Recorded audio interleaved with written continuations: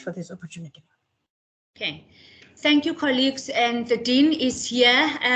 Thank you, Pumeza, for allowing us to to drag you to come earlier, because I know your schedule is quite busy, and you were part of the earlier part where we shared our artifacts and who we are, what makes us tick, and why we've chose those artifacts. You have your own preparation, so I will just immediately hand over to you, and thank you for agreeing to come on early. Over to you, Pumeza. Thank you, Nolu. Thank you so much. Good morning, colleagues, and welcome to the Nelson Mandela University. Nolu, I always I get Anne to do all kinds of funny things, and she actually does them without me asking. I like to be part of the first round because I get to know the people in the room, and as you so well presented earlier, it would always be nice to have face-to-face or mass-to-mass sessions so that we can all be in the same space and start to know each other. Colleagues, I am Pumeza Kotanyati, the Dean of the Learning and Teaching and the Learning and Teaching Collaborative for Success is the space that I operate under, which is where the teaching development function is at. I'm going to share my screen and get off the screen myself.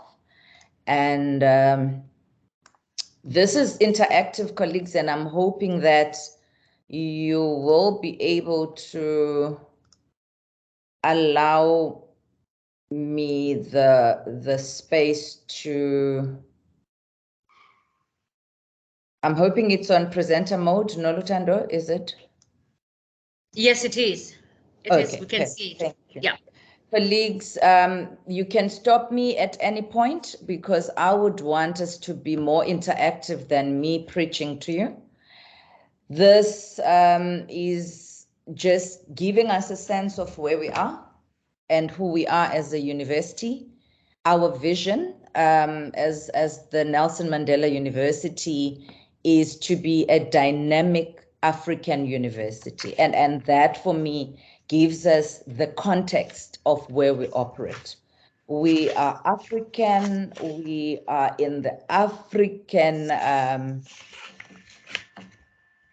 we could not start. Can you still see my presentation?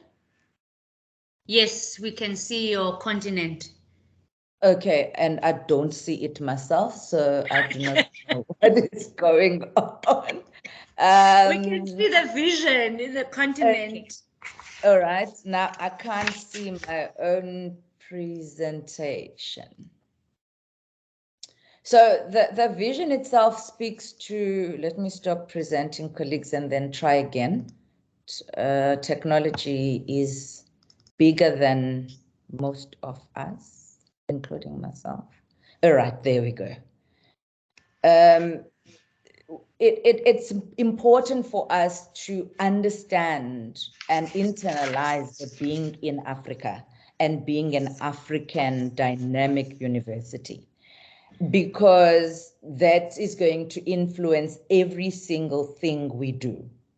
How we position ourselves, how we bring out our curriculum, how we conduct our interactions, how we deal with one another, acknowledging the dynamic personalities. And I enjoyed listening to people and how they described their own personalities and how they interact and their own ambitions and what they're bringing to the table. And we want to be recognized for our leadership in generating cutting edge. Yeah, now this is an interesting one where my screen keeps going away. Colleagues, I apologize. We want to be recognized for being the people who bring cutting edge research and knowledge for a sustainable future. So our vision goes with certain core fundamentals. First, our core purpose is to be in service of society. We don't exist for our own selves. We exist to be in service of society, which is our core purpose.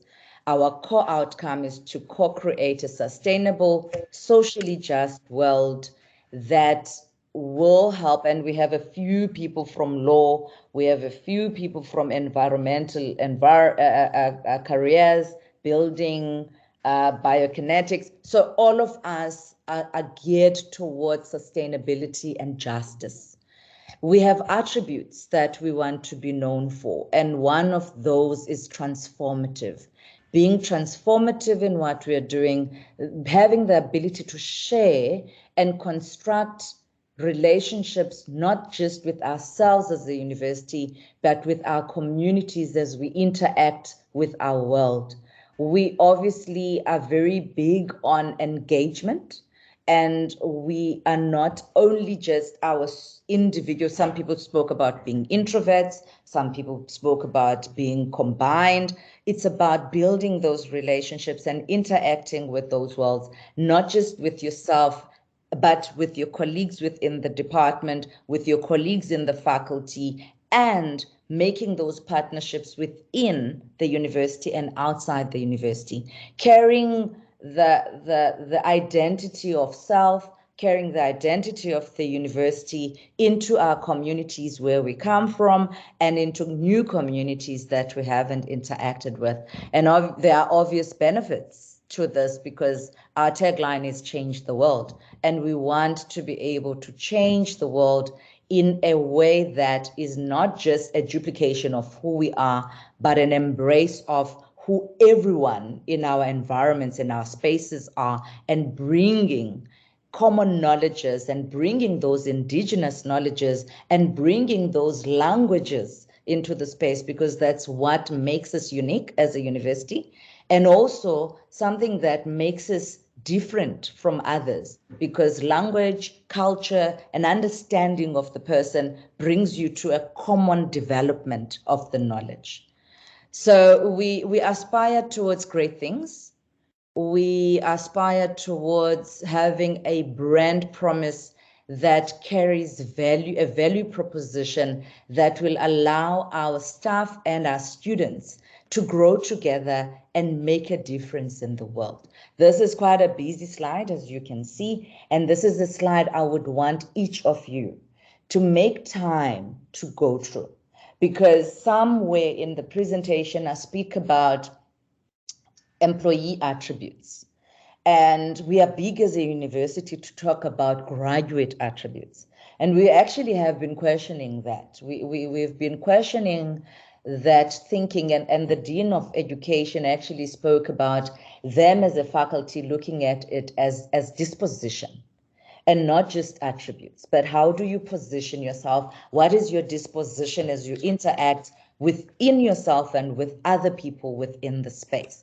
And if we are going to hope for a person in our graduate, what about us as colleagues? What attributes and what disposition do we have? Are we that lecturer that will not be there when the class starts? Or are we that lecturer that will inspire and bring out the potential that each of our students bring with? Because reality, colleagues, is we have researched our AS, so every student that comes into our university has the cognitive ability to excel. So they all come in with the foundational cognitive strength that we require in each of the programs that we are running. Now, whatever other that we are going to add to their bucket is something that is only uniquely us. So as you interact with them in biokinetics or nature conservation or building and construction or within the medical and nursing spaces, what then do you add to the foundation that they are each coming with? So our own disposition, our own modeling of certain behaviors within ourselves and within the university, because each of you are within professions. So we then become the people we want to show and the people we want to have as colleagues in the future. Because whenever I taught psychology, my view was, this is my colleague in the future. This is the person I'll be cooperating with and collaborating with in making sure that people are psychologically well. And this is the same person I'll be referring to, and that they'll be referring to me. So as I developed people in the classroom, my thinking was, this is a colleague. This is a partner in my business. So the lay of the land, as it were, all the people that are in the L&T Collab are here to advance the learning and teaching agenda. For those coming from other universities, you will notice that we have switched the words. It normally is teaching and learning, but as a university, we've decided to foreground learning, because our thinking is everyone in the classroom is learning. So before I take the position of the teacher, which carries with it a historic power and a historic I know better, and I'm the knower in the space, the learning that is in the front gives us that equal ability to co-construct and co-create the knowledge that we need to bring in the classroom. Yes, you come in with expertise. Yes, you come in with experience. Yes, you come in with depth that you're going to share with your students, but they come in with something. They come in with richness, with experience that is on the ground. They'll be able to test what you are teaching them. In their heads, they'll be able to say, it doesn't make sense in my space. It doesn't make sense in the world that I live in. And therefore, what knowledge are you bringing in with yourself?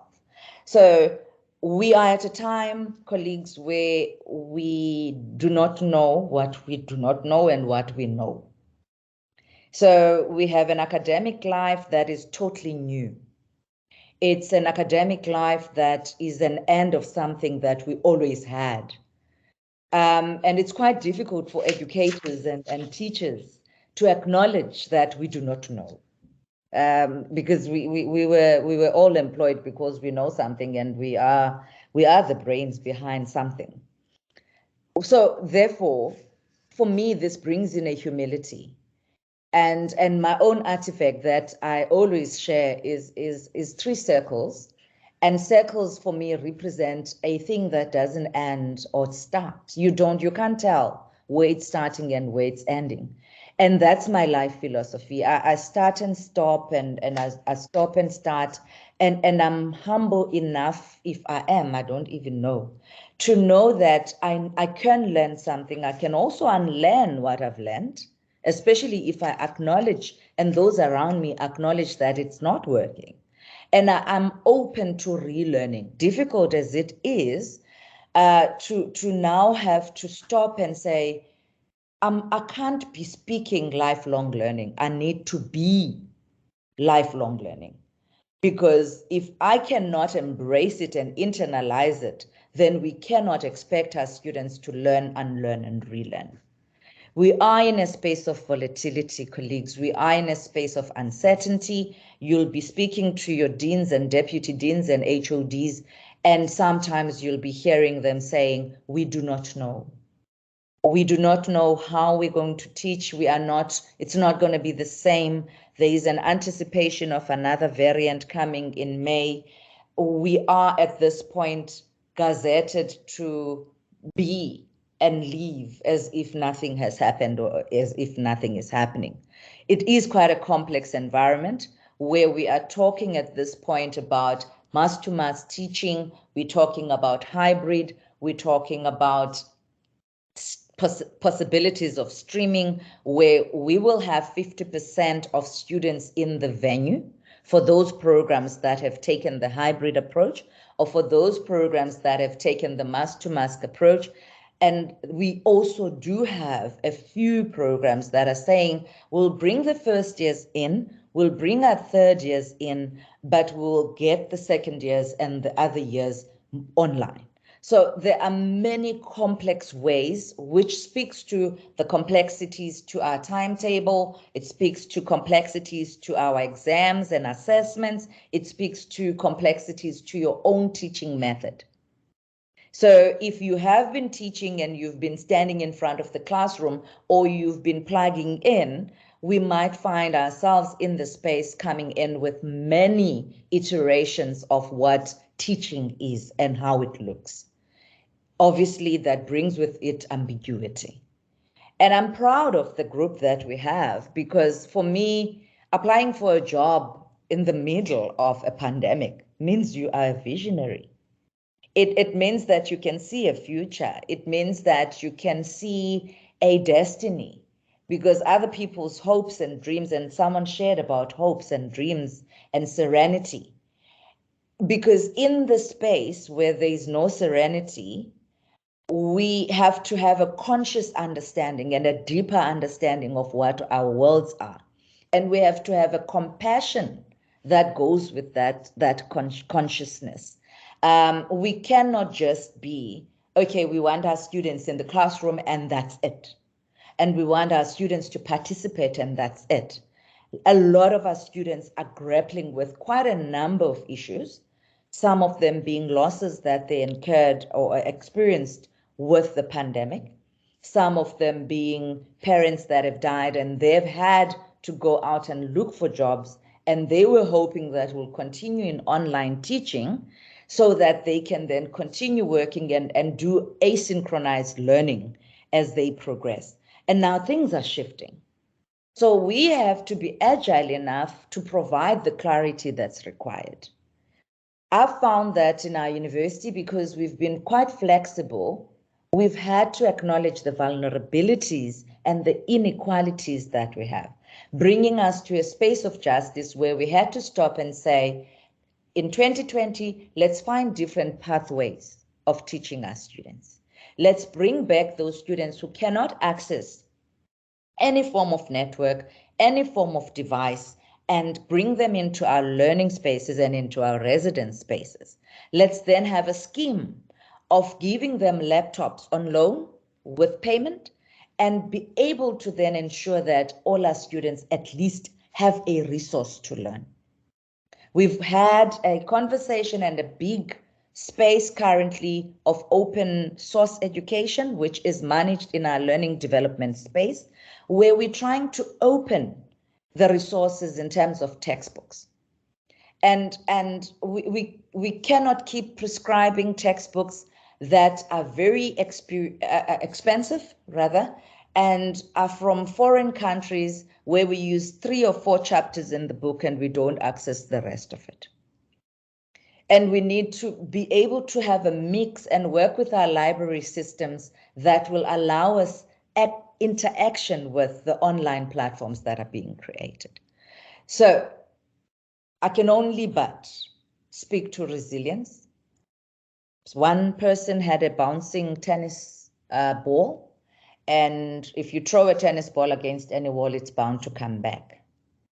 And resilience for me is the ability to bounce, and there is that ability to bounce back, that ability that speaks to acknowledging that we will have problems, because you cannot test your resilience until you've tested hardship. So we will experience hardships. We will then test our resilience. We will test our agility, which will gain us the clarity that we need to make sense of this changing learning and teaching environment. Colleagues, some of us still are old school. Some of us still believe that there is a gifted knower in the space. Normally, we employ academics that have cummed or are A students, and they know a lot. We still have a few pockets in the environments of academic life where it's the academic that stands in front and waters the plant that is standing still, like my Afrikaans teacher would say, jy sit soos 'n blompot. So a pot plant that if you drop it in this corner, it will stay in this corner, and you will come around it and you will water it and you will feed it, and you will not feed it if you want to, because it is dependent on you. This is a very old way of looking at learning and teaching. because it actually creates a power dynamic that we do not want to see as a university, where as a knower, you can then manipulate the knowledge that you bring into the space, and it opens you to a powerful person who will then expect students to give you something for something. And we do have such situation, and I don't want to be all doom and gloom, colleagues, but we do have experiences where academics could have relationships with their students, and students could wish to have relationships with academics because it could take them into a space where they could come. We've had stories in higher education where a student dated their professor, they were doing a master's degree, the professor was kind enough, the student was kind enough to give, and the lecturer and professor was kind enough to also write the dissertation for the student. Sent the dissertation for examination, the student got 73%. The student then sued, legally took the professor to court because no professor can get a mark below 75%. Now, that is exposing us to all kinds of litigation and all kinds of undesired behaviors. We've shifted from the space, though we still have pockets, to a space where we looked at transformation.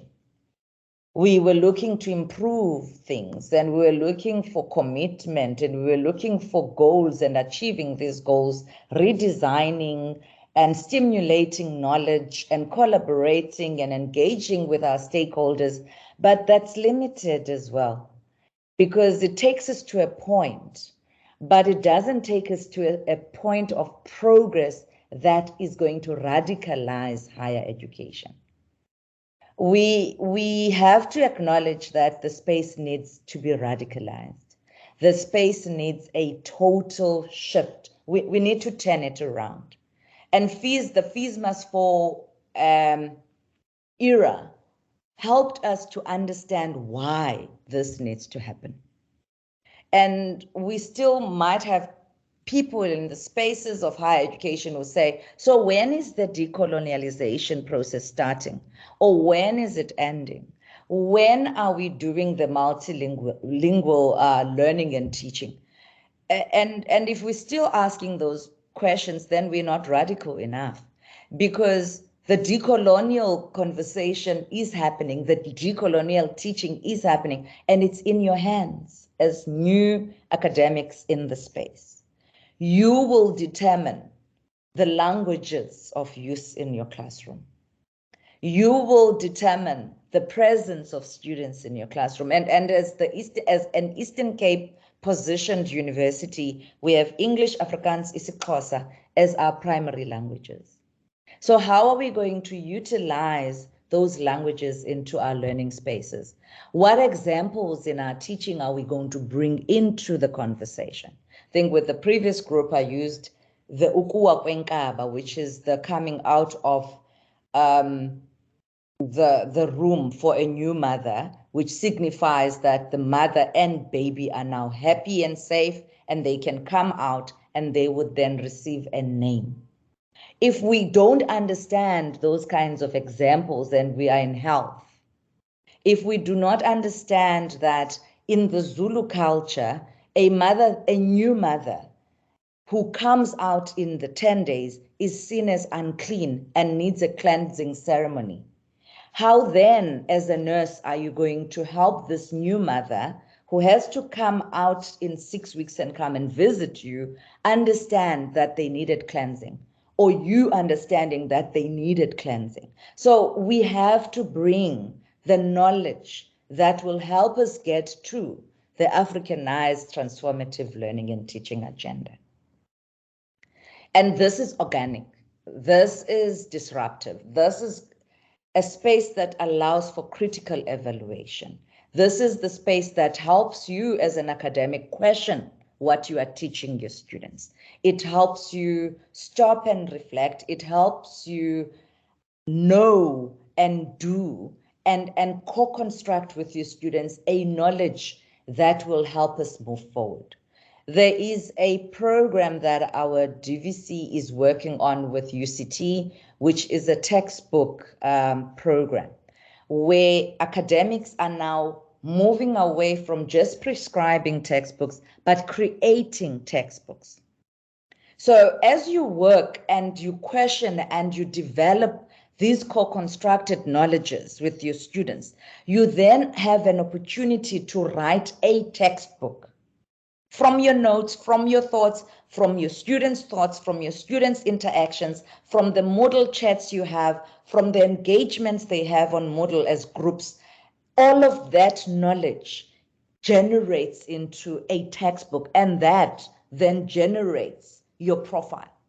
So when viewer approaches you in terms of portfolio development, when you're working with Champion ECAP, you will then be able to already dream of a textbook that has your name on it, or a textbook that has a collaborative effort with other colleagues in the department. So we're shifting the movement, we're shifting the space, we're shifting the space where it's only certain people who are publishing and not others.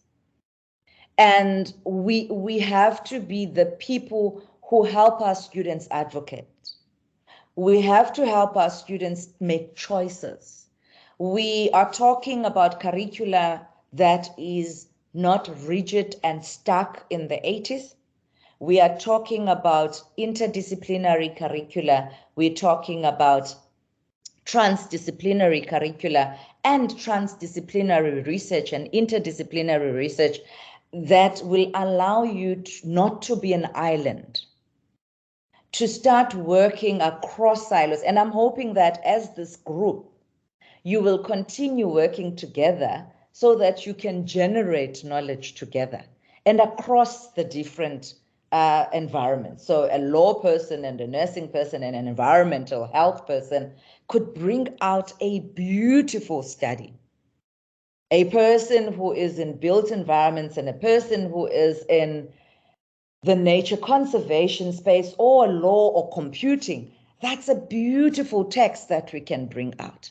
So we have to stop, and if you look at the visual on the left, on my left, you will see this is an organic space that gives a 360 view of Vietnam. And it allows us to also give a 360 view of our world.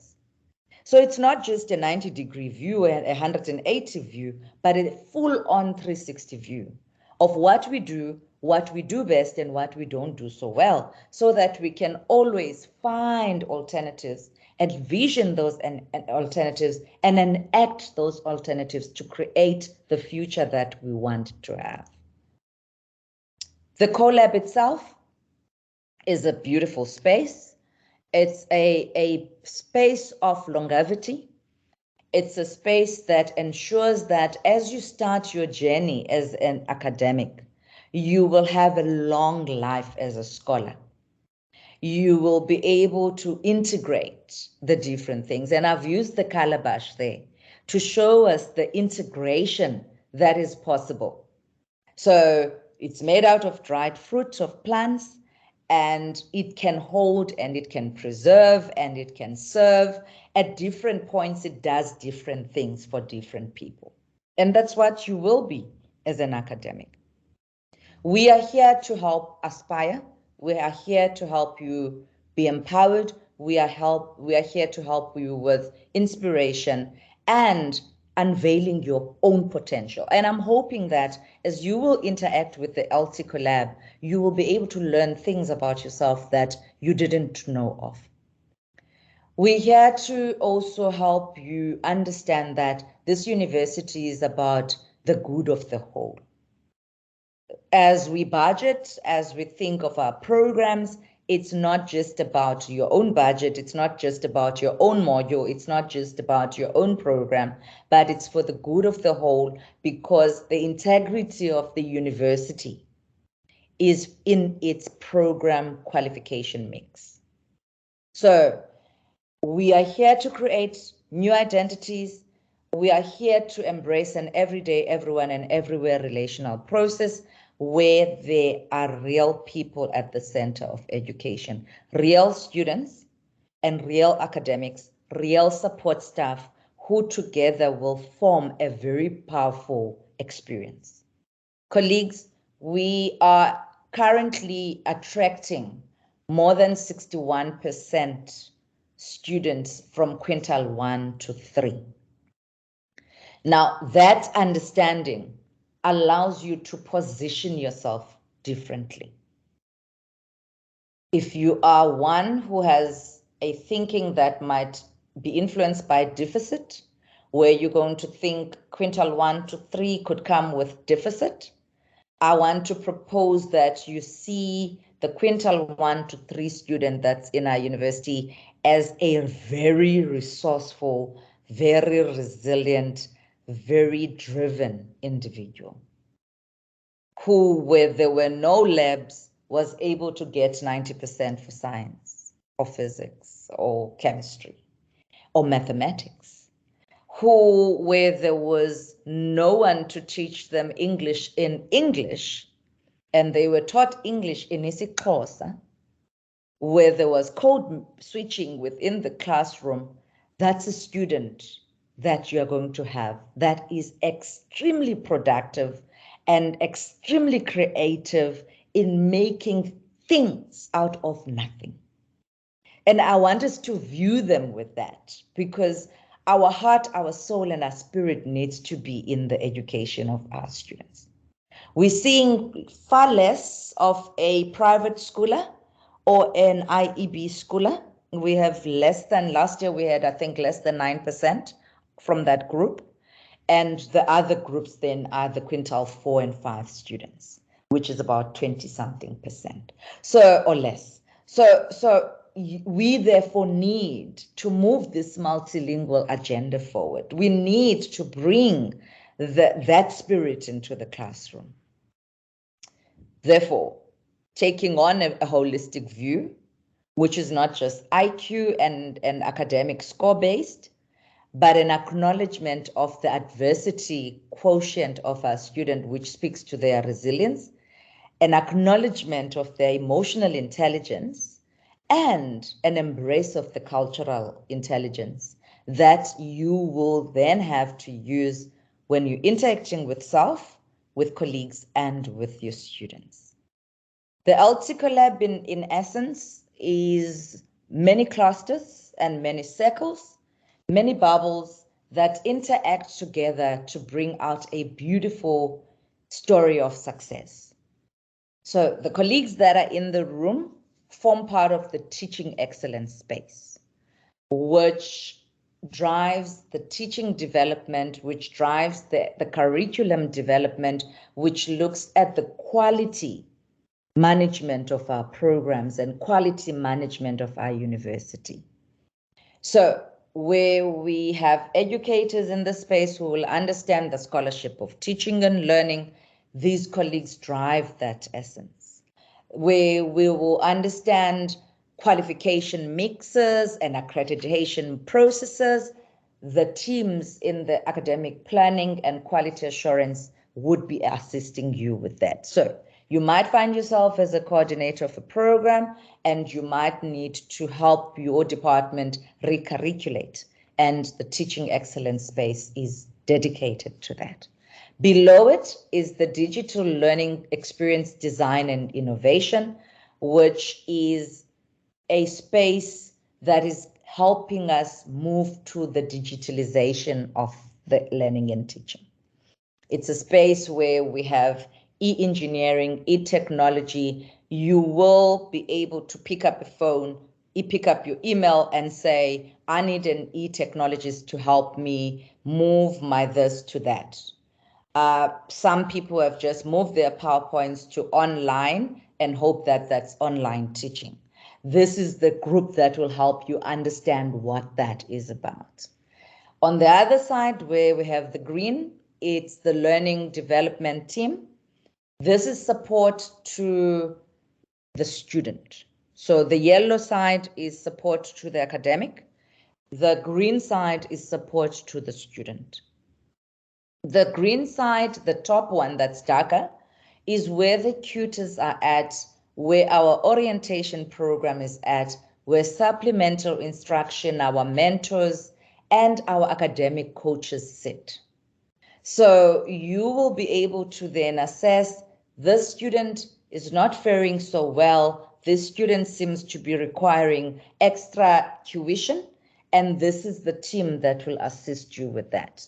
Below them is what we call Mtwanjeni Fountain of Student Wellness, which is our typical classic student counseling environment. This is where you will then refer your students where they have psychological or social issues, and you're picking up that this particular student has been progressing well thus far, but this seems to be something that happened. We have a number here of psychologists and registered counselors who assist us take those students forward. We collaborate very closely with different departments, as you would see on the screen, because we understand that we cannot help both academics and students on our own. So we work very closely. For example, Mtwanjeni, we work very closely with our transformation office. We worked very closely with our student health, because that's where the food support is at, and where we understand that the psychological problems of the student are not just deeper psychological issues, but social issues, we would then refer.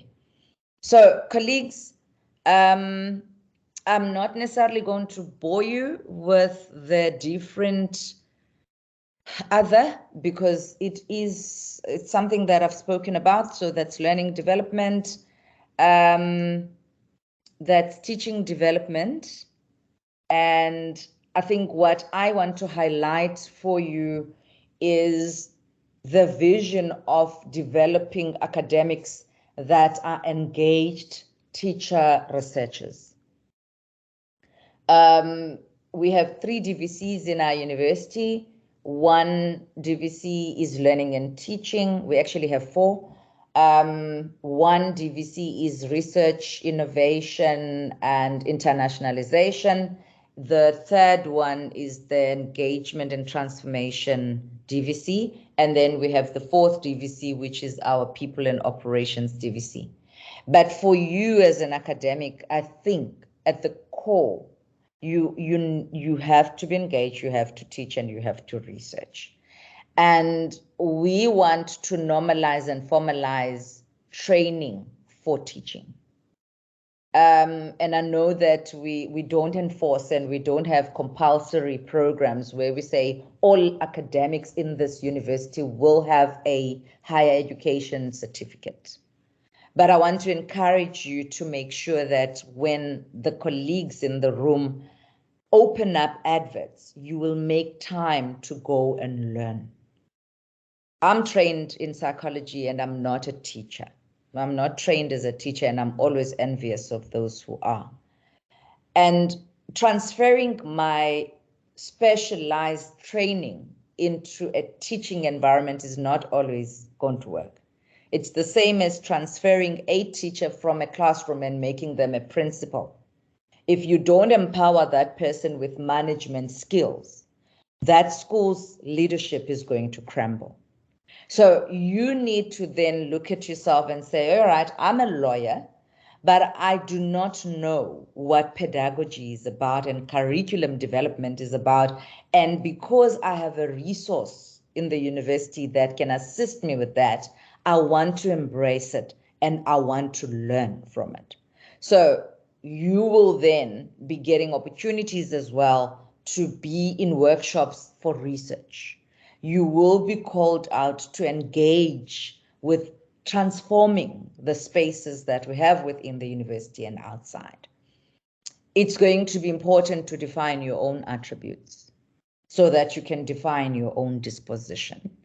And you can then align that with the disposition of your students, which are published. There are varied ways we can get to progress. And speaking to a colleague yesterday, I actually quickly put this on this presentation because she spoke of discussing with one colleague on sparkles. They have what they call a Friday sparkle session, where they stop on a Friday and say, amongst all the hardship you've had, amongst all the difficult experiences you've had, what sparkling moments did you have? And I want you to start finding a colleague that will help you remember that it's not all doom and gloom, that it's not always just difficult, that it's not always impossible, and that we're not always dealing with challenges, but there are sparks there, and we need to embrace those sparks. And you need, as you work on your portfolio, to have pages and pages where you put down your own sparkles. I've had moments where I was told, you do not know how to celebrate your life and you do not know how to celebrate your achievements. And I want to invite you, as I learn in my old age, to embrace my own sparkles, because this was something very interesting. And she said this because I was complaining to her that as a university, we don't know how to share with the world. And I'm going to use a word, we don't know how to brag. We go to conferences and we listen to other universities talking about this and that, and you look at this and you go, hey man, we achieved that in 2010 already. And we've been building on it and we are moving with it. Why are you sharing it in 2021 or 2022? Because we don't always position ourselves to tell the world and stand on top of the mountain and say, this is who we are. So let's start doing that. It's important. Colleagues, in conclusion,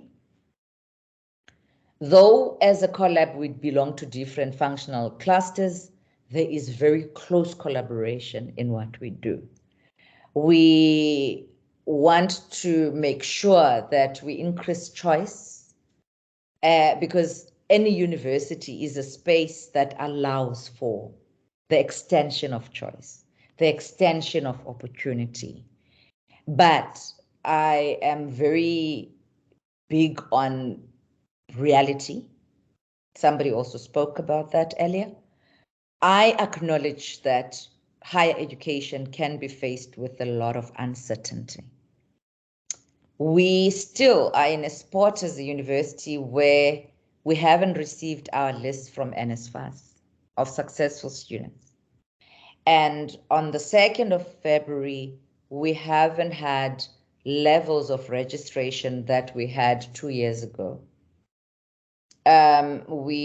Yesterday morning, we were only at 1,200 first-time entering students registered, because most of our students rely on the national funding.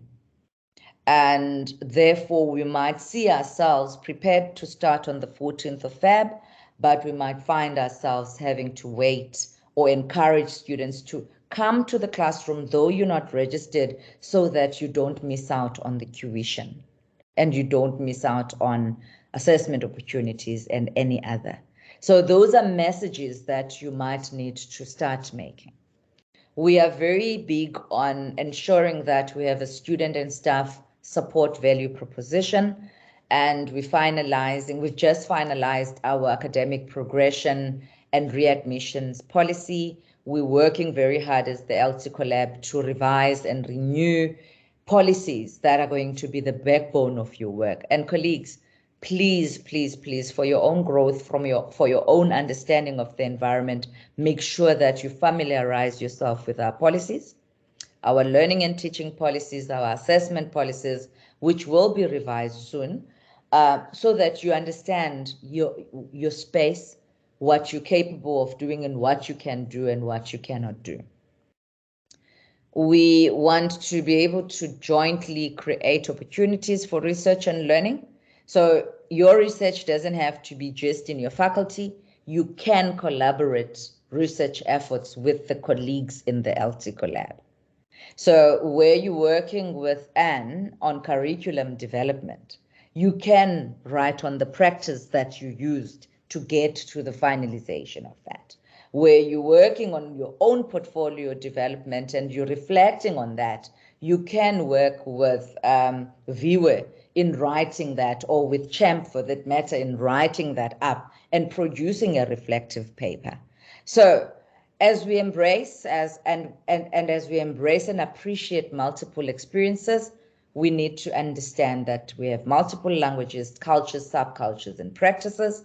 And I wish you everything of the best as you develop an Africanized, transformative learning and teaching experience that is appreciative of our humanity.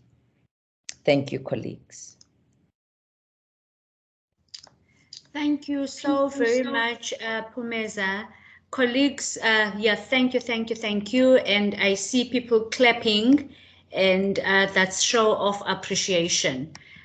Colleagues, we have time to engage with the Dean.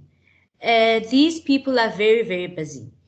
You don't want to miss this opportunity to have a conversation, and we always want to bring the leadership, academic leadership, to this space.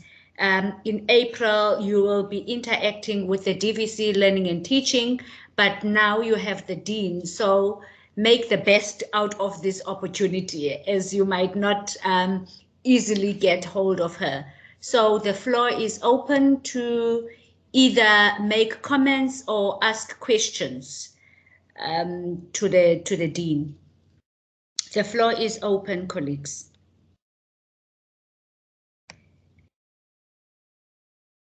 Pumeza, as colleagues are gathering their thoughts in terms of engaging with you, you mentioned the Sparkle Fridays, and it's a beautiful idea. I know over the years, when we get to the second session, either in March or April, one of the things, or even in the early career academic advancement program, one of the issues that are raised by academics is the issue of balance. They always feel that there is this pressure for them, to be the best university teachers they can be, and that requires a lot of time, preparation time, building or coming up with resources. At the same time, they need to publish, research and publish, and they sometimes feel pulled in different directions. So what can you offer to them that will make the reality not so overwhelming, to say that if you embark on this journey as a university teacher, these are the challenges, and your words of wisdom to them, what would they be? I'm not sure that they'll have to make the decision of how wise what I'm going to say is. Colleagues, going back to time, we had opportunity. Those who taught when I was teaching, you had a term in certain years where you were not teaching. And you could use that time to either look at recurriculating or restructuring your module. You could use that time to write your publications. You could use that time to visit other universities and benchmark or whatever. It is becoming quite tricky. And that's reality. Programs are very busy. We are ensuring, and I'm excited whenever I see new academics, it's an indication for me that HR is picking up new people and new minds and new people. So we are filling up the gaps and the vacancies that have been there for long periods, that have not allowed people to take a step back. Nolutando, for you and the colleagues, we're also talking now about a learning and teaching sabbatical.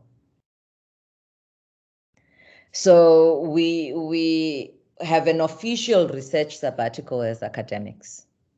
But what about a time when you need to go and work on curriculum development? And you can produce a program, and that is an outcome. It doesn't have to go into your research account. You're not going to be paid for it, but you need time. Because when we busy recurriculating, you're recurriculating while teaching, while supervising, while also working on your own research. And therefore, the APC processes, the academic planning processes, are just an add-on and almost a nuisance to what we have to do. Because primarily, we think we're here to just teach and learn. So we are looking at creating the learning and teaching sabbatical spaces. And it doesn't have to be a 6-month space. It can be broken down into 2-week gaps where you go and reflect and you rework your curriculum and you look, because we also do not have time to actually analyze the marks that your students are getting and get to a meaning of why they are faring the way they are, and reflecting that back to your teaching and to the content and to your own teaching methods. And if we have these times and spaces, we would be able to grow our experience as academics as well. So I'm hoping I'm answering your question. But ideally, we would want to have almost not just sabbaticals, but gaps where an academic is removed from nursing and comes into LT Collab for 3 weeks and interacts with different people, so that by the time they go back to nursing, they understand what the tutoring program is about, what the first year success program is about, and they can then build from that into the classroom. Because we can't have programs that are just sitting in support and programs that are sitting in academic spaces that are not integrating and moving together. Mm-hmm. Thank you very much, Pumeza, for that, because that is what we're working towards, because we don't want our space to just be seen as a resource space. There is the collaborative effort that needs to take place. And people will interact a lot with viewer, because we are going to make inroads in terms of pushing the scholarship of teaching and learning. And even the process, to us, the process is more important than the output. You know, when people start to reflect on their teaching, when people start to be analytical of their own practice, that we will know that we're doing our work. Colleagues, the floor is still open for you to ask the Dean or to make comments. I have seen a couple of messages, Pumeza, that are left for you, people expressing their gratitude to you for taking the time and appreciating your presentation. And someone was asking about the policies. The Dean mentioned that some, even most of the policies are still going to be revised. They are available on the staff portal, and later on we will share with you how to navigate the staff portal so that you can get all the resources that you need. I think I have commented on the comments that are there, and I'm not seeing any hands, colleagues. No hands that I can see, and this opportunity is going. It's expired Once, twice, and it's gone. Now gone. You did not make use of it. And before we let you go, Pumeza, any parting shots from you? No, for me, it's really wishing everyone well. And colleagues, we are just an email away. Do not feel shy to contact. I appreciate contact. I appreciate conversation. I'm sure you can pick up that I love talking and I love creating thoughts and ideas and whatever. So let's embrace the email. Let's embrace the times we can share with others. Let's be of a group that is willing to share. So if you find a beautiful article that you believe will empower others, do distribute and do share it with others and have a great experience at our university. Thank you so much, Pumeza. And on that note, colleagues, let me say we always encourage people coming together where they form communities of practice. Your community of practice does not necessarily need to be in your field, you know, practitioners in your field. You can have a community of practice across the board, you know, interdisciplinary groups where you share ideas. So we encourage you to form those groups. And also, as you become part of our different programs, that's another community that you will be part of. So those who used to say academia is lonely, it is not lonely when you are practices, because there is wealth of wisdom that you can draw from. So it's better to be in a group.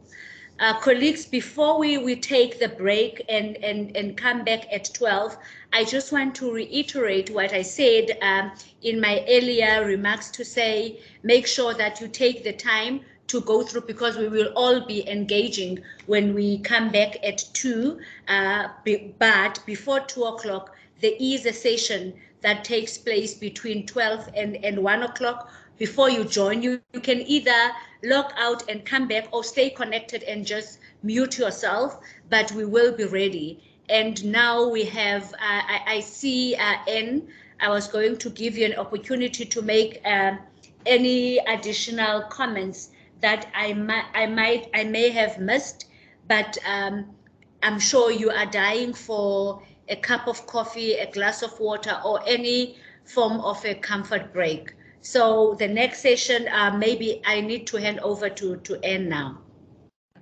Sorry, Nolithandra, just to avoid confusion, we actually sent an invite for each session, which was a different link, so that we can have all the resources per session, and also so we don't overwhelm the other presenters with continuous messages coming through. So they can exit this one. I'll stop the recording, and we can just join the link either from your email where I've sent it, clicking on the join button, or just from the actual channel on the Teams platform. Yes, I forgot that, Anne, you did send many invitations. So each session has a different link. So we can exit now. Oh, and also speaking, people, you sharing how people can access the staff portal, navigate that, but you will get used to it. You know, if tomorrow you have forgotten, we're still here to assist you with that. Don't worry. So thank you, colleagues, for your participation, and we will see you at 12 o'clock. After you have had your cup of coffee, glass of water, please make sure that you go to your reflective exercises. See you at 12 o'clock, and goodbye for now, colleagues.